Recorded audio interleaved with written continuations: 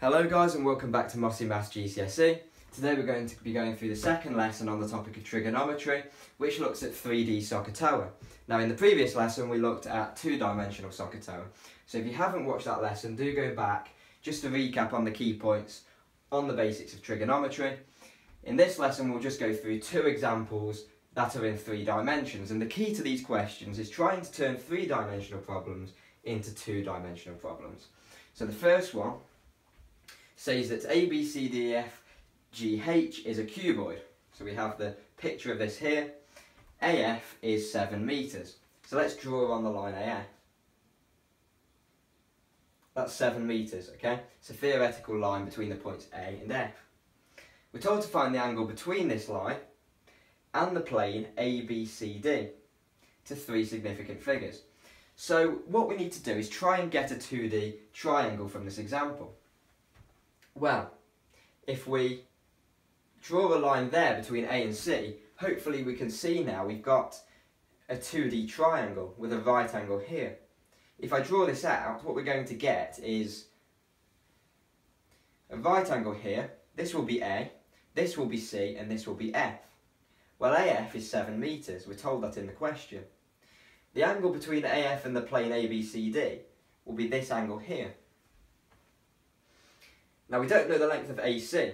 We could use Pythagoras by saying that CB is 2 and AB is 6, but we don't need to because we're already told CF.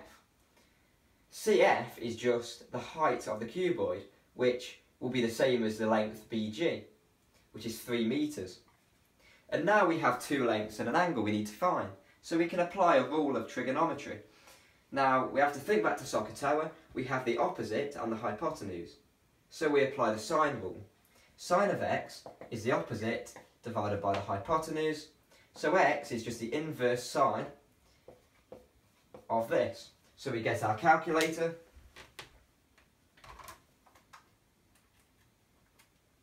And what we get is 25.4 degrees to 3 significant figures. Now the second question, the shape ABCDV is a square-based pyramid. O is the midpoint of the square base, ABCD. OV is 3 centimetres. Now this is the height of the pyramid. Calculate the angle between VC and the plane ABCD to 3 significant figures.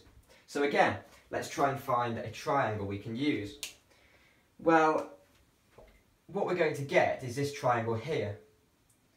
Okay? We know this length, VIA, which is 3 centimetres. We don't know VC and we don't know OC. And we need to find this angle here. So we can't actually apply trigonometry yet. We don't know enough information. We only know one length and we don't know the angle. So we need to find another length. Well, we know that it's a square-based pyramid, so all of the lengths along the base are 4 centimetres.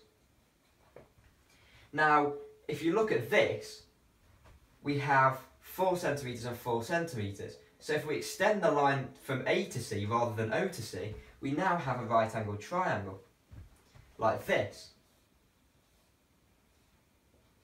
where this is our AC, this is D, and these are both 4 centimetres. So actually we can just apply Pythagoras here to find AC. AC squared equals 4 squared plus 4 squared. Now if you're not sure about this, do look back to my lesson on Pythagoras' theorem. AC squared equals 16 plus 16, so AC squared equals 32, so AC is equal to the square root of 32. We don't want AC though, we want OC. But O is the centre of the square-based pyramid. So if the whole length along the diagonal is root 32, then OC is just half the length of AC. So it's actually just root 32 divided by 2.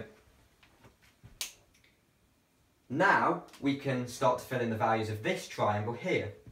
Okay, I'll draw that one out now. We have a right angle here. We're trying to find x. We know now that OC is root 32 divided by 2. Okay, this is OC. And we know that V to O is 3 centimetres.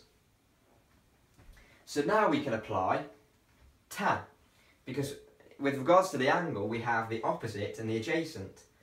Okay, so it's just tan of x equals 3, okay, divided by root 32, divided by 2. Okay, we'll put that in brackets, so it's 3 divided by root 32 over 2.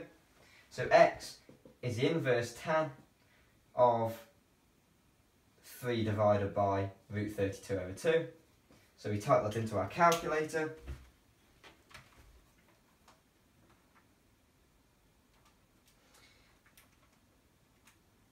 And what we get is 46.7 degrees